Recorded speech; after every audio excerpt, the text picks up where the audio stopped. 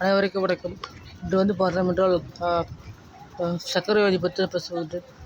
சாப்பிட்ற ஜூஸு, இனிப்பு பொருள், எல்லாம் சர்க்கரை, டீ, காஃபி, ஜூஸு, அதுபோல் ஸ்வீட்டு, லட்டு எல்லாமே வந்து பார்த்தோன்னா சர்க்கரையில் சுதாமல் கலக்குறாங்க. என்ன பிரச்சனைனா சர்க்கரை வியாதி வருது. சர்க்கரையால் வந்து பார்த்தோன்னா எந்த பிரச்சனையும் வராது. உடலுக்கு நல்லதான் நடக்கும்.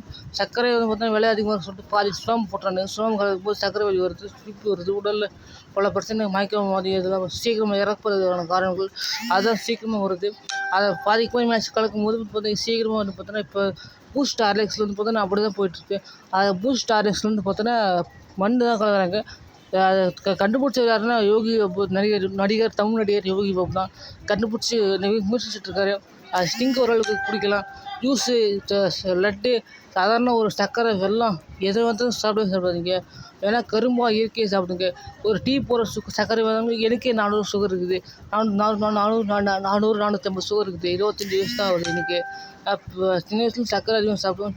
அதிகமாக வாயில் கொட்டி சாக்லேட் அதிகம் சாப்பிடுவோம். எனக்கு 400 சுகர் இருக்குது. இப்போ வந்து பார்த்தோம்னா சின்ன வயசில் 25 வயசு சுகர் வந்துச்சு. என்னால் ரியல் லைஃப்பில் எனக்கு உண்மையிலே 400 கிட்ட சுகர் இருக்குது. சுகருக்கு என்ன மருந்துன்னா துளசி, இன்னொன்று வந்து பார்த்தோன்னா நெல்லிக்காய், இது ரெண்டும் வந்து பார்த்தோன்னா சாப்பிடுங்க. குப்பைமேனின்னு சொல்லிட்டு ஒரு இருக்குது. பீமாமலையில் தனியாக ஒன்று இருக்கும். மகாராஷ்டிராவில் கோயம்புத்தூரில் பீமாமலையில் இந்த மூலிகை இருக்கும். துளசியும் இதெல்லாம் மஞ்சள் போட்டு இதெல்லாம் சாப்பிட்டோன்னா உடலுக்கு ரொம்ப நல்லது. மஞ்சள் கலந்து பூஜை செஞ்சுட்டு கலந்து சாப்பிடுங்க. எப்பவுமே இதுதான் உடலுக்கு ரொம்ப நல்லது. உடல் ஆரோக்கியமாக இருக்குன்னா இதை சாப்பிடணும்.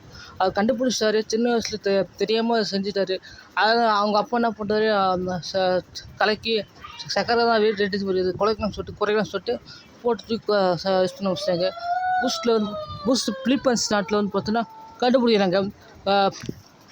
இந்த கத்துற ஒரு நாய் கூட விடுது. அந்த நாய் கூட தினைக்கு 20 ரூபாய்க்கு வந்து பார்த்தோன்னா வாங்கி சாப்பிடுது. ஜூஸு, சாக்லேட்டு, சாதாரண ஒரு கத்திரி வீடியோ போட இந்த பையன் லூஸ் கம்யூனிட்டி என்ன பண்ணி தொலைகிறது தெரியலைங்க. இது மாதிரி சின்ன பசங்களை வந்து பார்த்தீங்கன்னா 20 ரூபா 30 ரூபா போயிட்டுருக்குது. விலையும் கெட்டுது. அதாவது போடுறானுங்க, கெட்டுப்போன ஜூஸ் தரானுங்க.